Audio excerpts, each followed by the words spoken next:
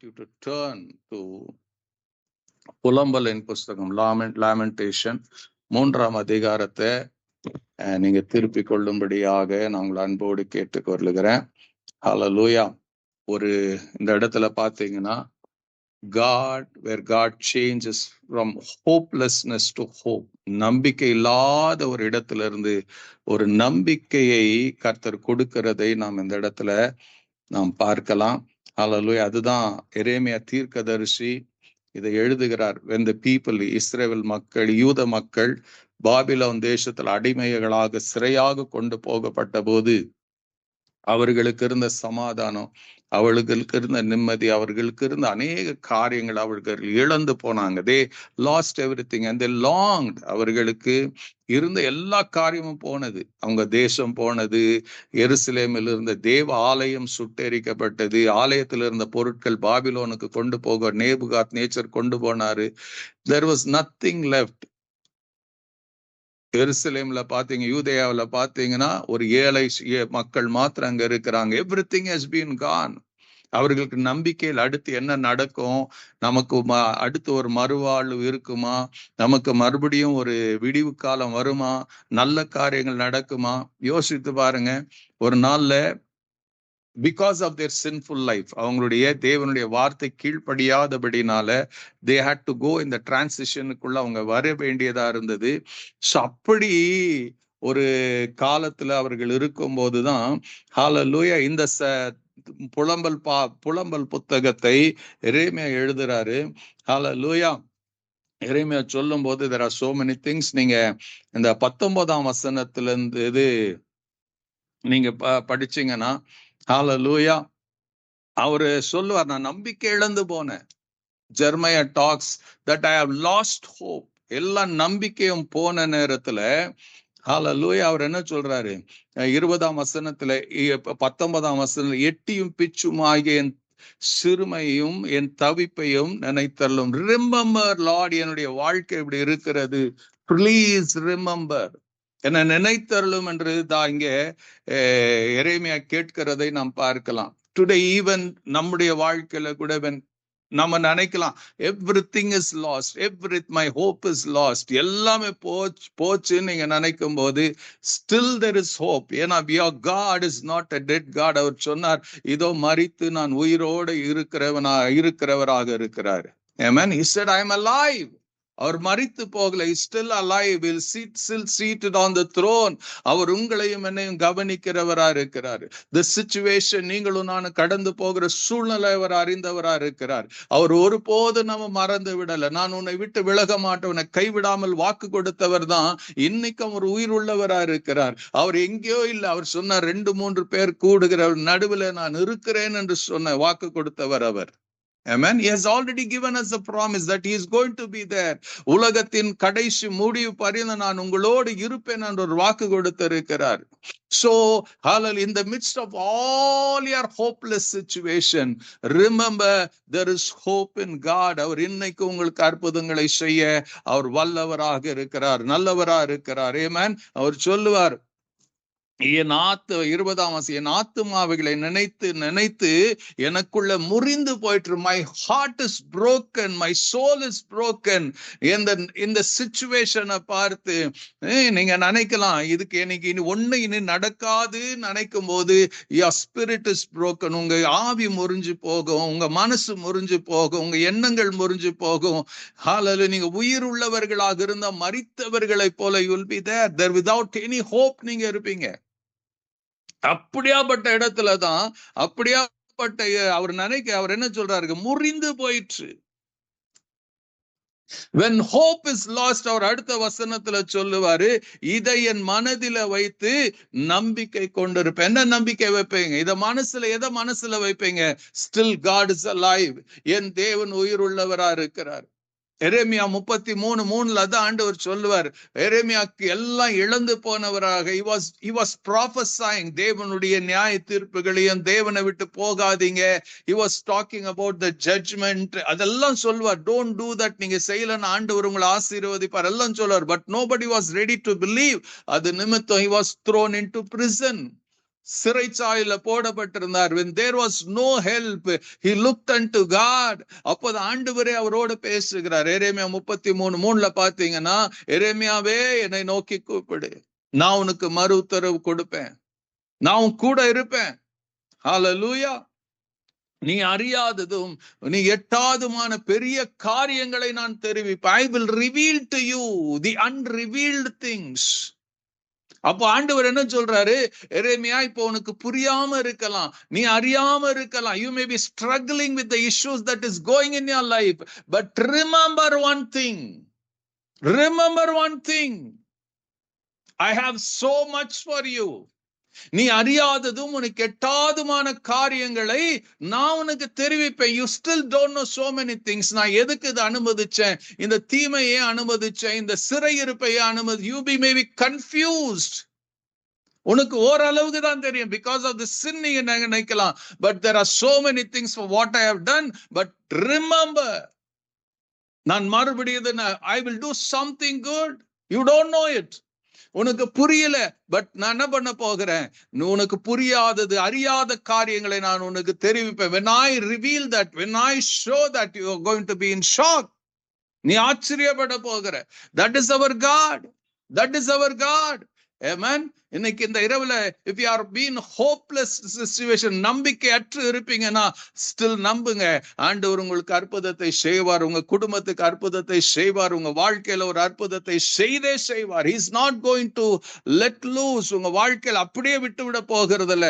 அதனால அவர் சொல்ல, இதை என் மனதில வைத்து நம்பிக்கை கொண்டிருப்பேன் என்று சொல்லி அடுத்த வசனத்துல அவர் சொல்லுவாரு, நாம் நிர்மூலமாகாது இருக்கிறது கர்த்தருடைய கிருபையே, அவருடைய இரக்கங்களுக்கு முடிவே இல்லை. அவர் சொல்வார், even if all this situation எல்லாம் நேர்மாறாய் நடக்கும் போது அவர் சொல்லுவாரு, நாம நிர்மூலமாகாது இருப்பது கர்த்தருடைய கிருபையே. ஆமென். ஹல்லேலூயா. கர்த்தருடைய கிருபை உங்க வாழ்க்கையில இருக்கிறதுனால தான், கர்த்தருடைய கிருபை உங்க வாழ்க்கையில இடைப்பட்டு கொண்டு இருக்கிறதுனால தான், இன் ஸ்பைட் ஆஃப் யூ நீங்க பார்த்த எல்லா துன்பத்தின் பாதையில, துயரத்தின் பாதையில, வேதனையின் பாதையில, ஹல்லேலூயா, கர்த்தருடைய கிருபை உங்களோட இருக்கிறதுனால தான் அவர் சொல்றாரு, நிர்மூலமாகாம இருக்கிறோமா. நாம நிர்மூலமாகாது இருக்கிறது கர்த்தருடைய கிருபையே. நிர்மூலமாகாது இருக்கிறது கர்த்தருடைய கிருபை. It's not about our goodness, நம்முடைய கிரியையினாலே, நம்முடைய நல் நடத்தையினாலே இல்ல. It's about the mercies of God. அவர் நல்லவரா இருக்கிறாரு. அவர்கிட்ட வேதங்கள் இல்ல. அவர்கிட்ட நீங்களும் நானும் பார்க்கிறது போல he doesn't look to people like we see. நாம முகத்தை பார்க்கிறோம், என் ஆண்டவர் இருதயத்தை பார்க்கிறார். he knows what is going in your heart, what is going in your life. he understands. அது நல்லா அவருக்கு புரியும். he understands it, he knows it, and he has a plan, best plan for you. he has a hope for you. உங்களுக்கு நம்பிக்கை கொடுக்கிற காரியங்கள் அவர்கிட்ட இருக்கிறது. ஹல்லேலூயா. அவர் அடுத்து சொல்லுவாரு, அவைகள் காலை தோறும் அவர் சொல்ல, நான் மறந்துட்டாலும் என் ஆண்டவர் என்னை மறக்கிறது இல்ல. காலை தோறும் அவருடைய கிருபை புதிதா இருக்கிறது, அவருடைய இரக்கங்களுக்கு முடிவே இல்லை. even though I don't see goodness, but God does good thing. எனக்கு நன்மையானதை செய்து கொண்டிருக்கிறார். எப்ப எழுதுறாருங்க? when there was nothing, when they were in Babylon, சிறை இருப்பில் இருக்கும் போது எரேமியா சொல்றாரு, இன்னும் God, தேவனுடைய கிருபை இருக்கிறது, தேவனுடைய இரக்கம் இருக்கிறது. ஹல்லேலூயா. அவர் சொல்றாரு, என்ன பெரிதா இருக்கிற, அதனால கர்த்தரின் பங்கு என்று என் ஆத்துமா சொல்லும், ஆகையால் அவரிடத்தில் நம்பிக்கை கொண்டிருப்பேன். அவர் சொல்றாரு, my hope is in God. இன்னைக்கு உங்க நம்பிக்கை யார்கிட்ட இருக்கிறது? யார் மேல உங்க நம்பிக்கை இருக்கிறது? put a question. நீங்கள உங்களுக்கு ஒரு கேள்வி கேட்டு பாருங்க, உங்க நம்பிக்கை எங்க இருக்கிறது? உங்க நம்பிக்கை யார் மேல இருக்கிறது? நாசியில சுவாசம் உள்ள எந்த மனுஷனையும் நம்பாதே என்று கர்த்தருடைய வசனம் சொல்லுகிறது. don't put trust, don't believe. எந்த மனுஷனையும் நம்பாதேன்னு சொல்லுகிறது. your faith, your hope should be only upon God. முதல் பாடல பாடினது போல, எனக்கு ஒத்தாசை அனுப்புகிற பர்வதங்களுக்கு நேராக என் கண்களை ஏறெடுப்பேன். வானத்தையும் பூமி உண்டாக்கின கர்த்தரிடத்திலிருந்து உனக்கு ஒத்தாசை வரும். Only God knows you. Only God understands you. Only God cares for you. உங்களை தேவனை தவிர ஒருவராலும் புரிந்து கொள்ள முடியாது. God knows how உங்க இருதயம் காயப்பட்டிருந்தா he knows it. ஒருத்தரும் புரிஞ்சுக்க முடியாது. But God understands you.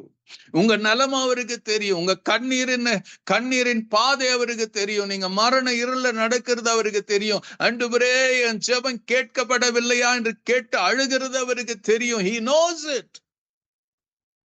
அதனால எரேமியா சொல்றாரு, என் நம்பிக்கை என் கர்த்தர் மேலதான் இருக்கிறது. I put my hope in God. My hope is God.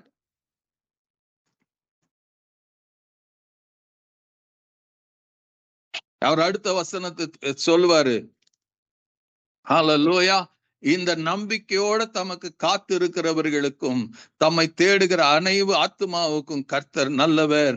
கர்த்தருடைய ரட்சிப்பு கர்த்தருடைய ரட்சிப்புக்கு நம்பிக்கையோடு காத்திருக்கிறது நல்லது. கர்த்தருடைய இந்த சால்வேஷனுக்கு, இந்த ஹீலிங்க்கு, இந்த மிரக்கலுக்கு எப்படி காத்திருக்க? நம்பிக்கையோட காத்திருக்கிறது நல்லதா. நம்பிக்கையோட காத்திருங்க. நம்பிக்கையோட காத்திருங்க. Don't give up your faith on God. Don't give up your prayer on God. தேவனிடத்துல ஜெபிக்கிறத நிறுத்திடாதீங்க.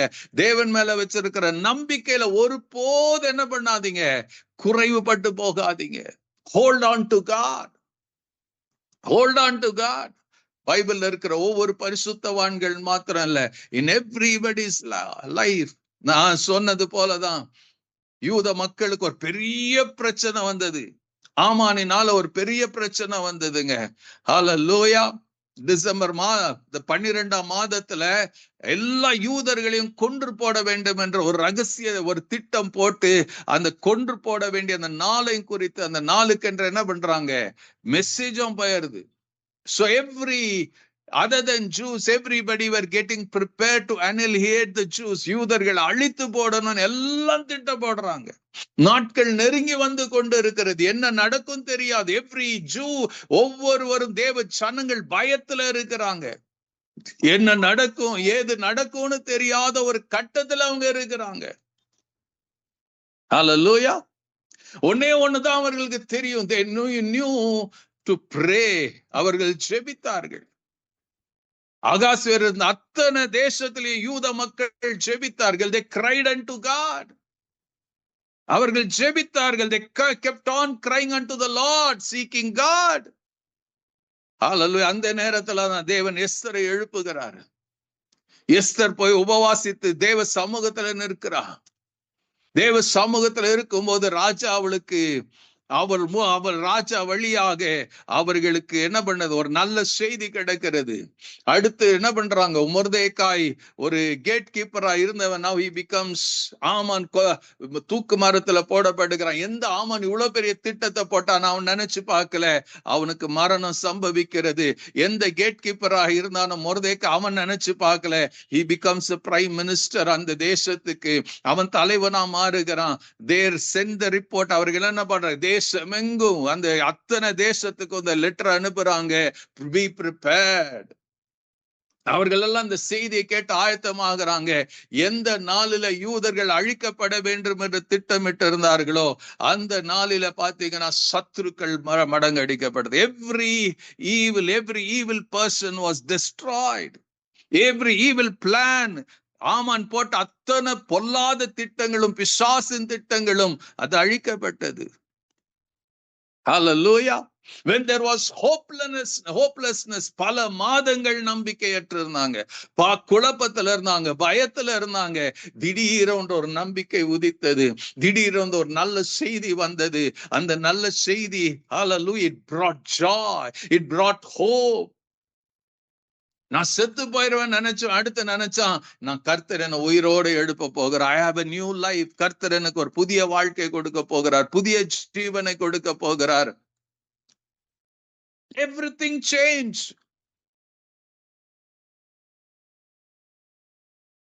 இன்னைக்கும் அதே ஆண்டவர் தாங்க. அவர் நேற்றும் இன்றும் என்றும் மாறாதவர். ஹல்லேலூயா. யூத மக்களுக்கு அன்னைக்கு எல்லாம் செத்து போயிருவோம் நினைக்கிற நேரத்துல சூழ்நிலையை மாற்றின கர்த்தர். அவர்கள் அத்தனை பேருக்கும் அவருடைய கிருபையை கொடுத்து, இரக்கத்தை கொடுத்து அவர்களை பிழைக்க செய்தார். அதே நாளில சத்ரு எல்லாம் மடங்கடிக்கப்படுத்தார்கள், கொல்லப்பட்டார்கள் என்று எழுதப்படுகிறது. If God could do that wonders, இன்னைக்கும் அவர் செய்ய வல்லவராக இருக்கிறார். இயேசு சொன்னார், வானமும் பூமி ஒழிந்து போகும், என் வார்த்தை ஒழியாதுன்னு. அவருடைய வார்த்தை ஒருபோதும் ஒழியாது. அவர் வார்த்தை ஒருபோதும் பொய்யுரையாது. It is always alive. அவர் சொன்னபடி செய்கிற கர்த்தர். ஆமென். ஹல்லேலூயா. இயேசு மரித்து போனார் என்ற செய்தி சிலுவையில கொல்லப்பட்ட பிறகு, அடக்கம் பண்ணப்பட்ட பிறகு, they had no hope.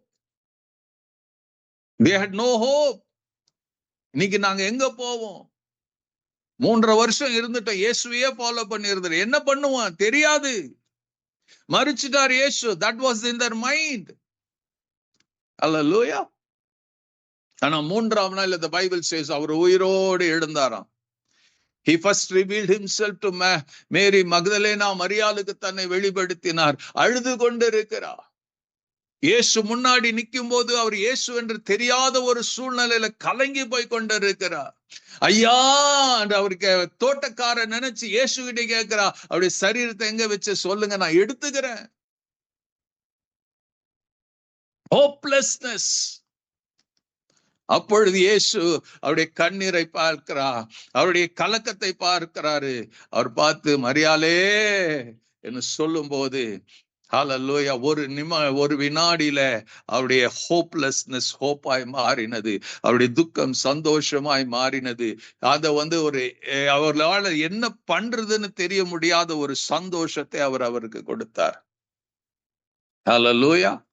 அதே போலதான் அந்த மாலை பொழுதுல பாத்தீங்கன்னா அவரோடு இருந்த அப்போஸ்தலர்கள் அத்தனை பேரும், யூதாஸ் காரியோத்தை தவிர அத்தனை பேரும் பயந்து, யூதர்களுக்கு பயந்து மீல் வீட்டு அறையில கதவை சாத்திட்டு பயந்துட்டு இருக்கிறாங்க. இயேசு செத்து போயிட்டாரே, இனி என்ன பண்றது?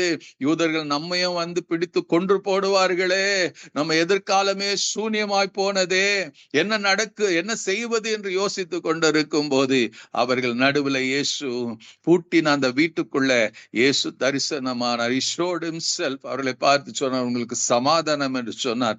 He showed. அவருடைய காயங்களை காட்டினார். அவர் காட்டினார், நான் உயிரோட வந்திருக்கிறேன். நான் பூமியில இருக்கும் போதே, நான் உயிரோட இருக்கும் போதே சொன்னேன் இந்த மாதிரி நடக்கும். நான் 3ஆம் நாள்ல உயிரோட எழுந்திருப்பது. சேம் வே நான் எழுந்திருக்கிறேன். I have risen. உங்களுக்கு நம்பிக்கை கொடுக்க வந்திருக்கிறேன். ஹல்லேலூயா. உங்களுக்கு நம்பிக்கை கொடுக்க வந்திருக்கிறேன். வேதம் சொல்லுகிற, they were so happy seeing Jesus. அத்தனை அவர்களுக்குள்ள மகிழ்ச்சி, அத்தனை அவர்களுக்கு சந்தோஷம். அந்த உயிர்த்தெழுதல், when they saw Jesus alive, அதுக்கு பிறகு பாத்தீங்கன்னா hallelujah, they gave themselves to Jesus. அவங்க ஜீவனையே கொடுத்தாங்க. அத்தனை அப்போஸ்தலர்களும் நீங்க பைபிள்ல வாசி, எக்ஸெப்ட் ஜான், மற்ற அத்தனை பேரும் ரத்த சாட்சிகளாக மரித்தார்கள். தேவர் பல துன்பங்கள் வழியாக கடந்து போனார்கள். ஹல்லேலூயா. பட் ஏன் தெரியுங்களா? they knew, ஹல்லேலூயா, இந்த உலகம் நம்பிக்கைக்குரியது அல்ல, ஒரு நம்பிக்கையான ஒரு பரலோகம் இருக்கிறது என்று நினைச்சு they live that life. இன்னைக்கும் கர்த்தர் ஹல்லேலூயா மரித்து உயிர் நம்பிக்கையற்று இருந்த அவருடைய சீஷர்களுக்கு நம்பிக்கை கொடுத்த தேவன், நம்பிக்கையற்ற யூதர்களுக்கு நம்பிக்கை கொடுத்த தேவன், proved it, கூடவே இருக்கிற நிரூபித்தவர்.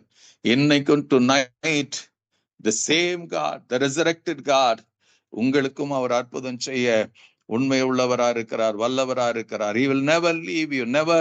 உங்களை ஒருபோதும் கைவிட மாட்டார். தைரியமா இருங்க. Just call upon the name of Jesus.